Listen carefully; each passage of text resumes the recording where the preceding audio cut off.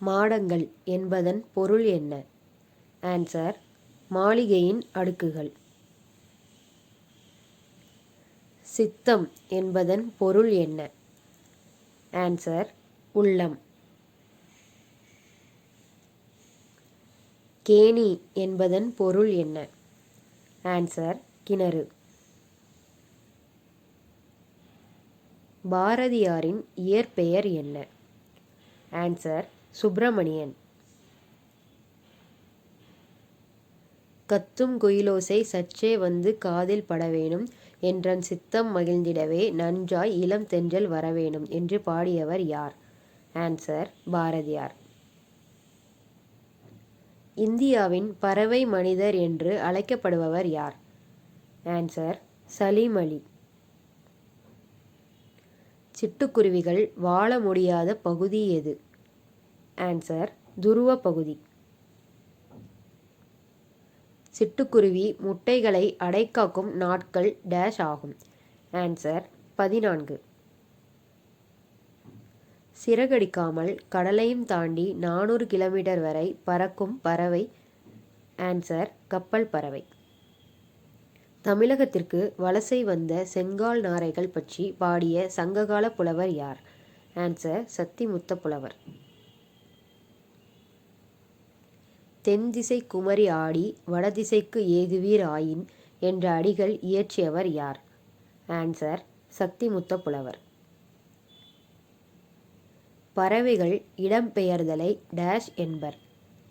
Answer: வலசை போதல். நாராய் நாராய் செங்கால் நாராய் என்னும் பாடலை எழுதியவர் யார்? ஆன்சர்: சத்திமுத்த புலவர். சிட்டுக்குருவியின் வீழ்ச்சி என்னும் தன் வரலாற்று நூல் எழுதியவர் யார்? ஆன்சர்: டாக்டர் சலீம் அலி. மனிதன் இல்லாத உலகில் பறவைகள் வாழ முடியும், பறவைகள் இல்லாத உலகில் மனிதன் வாழ முடியாது என்று கூறியவர் யார்? ஆன்சர்: டாக்டர் சலீம் அலி. உலகிலேயே நெடுந்தொலைவு 22,000 கிலோமீட்டர் பயணம் செய்யும் பறவை எது? ஆன்சர்: ஆர்டிக் ஆலா. பறவைகள் பற்றிய படிப்பு டேஷ் ஆகும்? Answer: ornithology.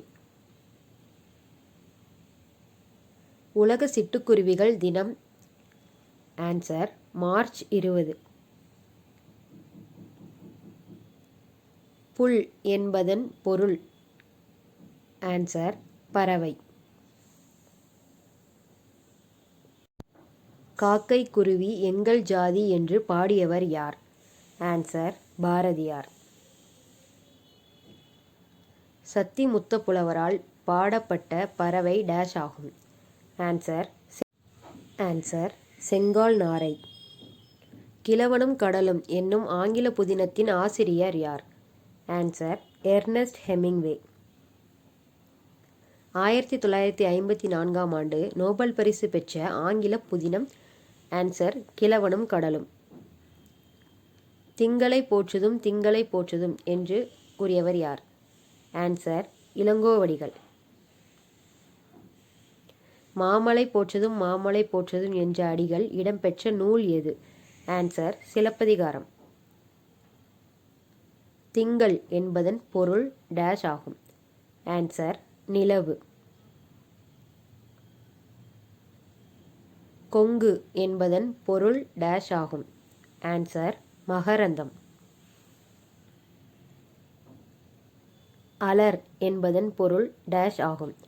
ஆன்சர்: மலர்தல். மேரு என்பதன் பொருள் டேஷ் ஆகும்? ஆன்சர்: இமயமலை. சிலப்பதிகாரத்தை இயற்றியவர் யார்? ஆன்சர்: இளங்கோவடிகள். இளங்கோவடிகளின் காலம் டேஷ் ஆகும்? ஆன்சர்: கிபி 2ஆம் நூற்றாண்டு. இளங்கோவடிகள் டேஷ் மரபைச் சேர்ந்தவர்?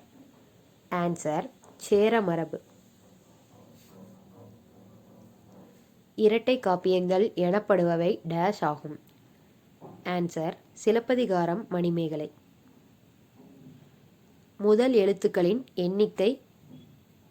ஆன்சர்: 30.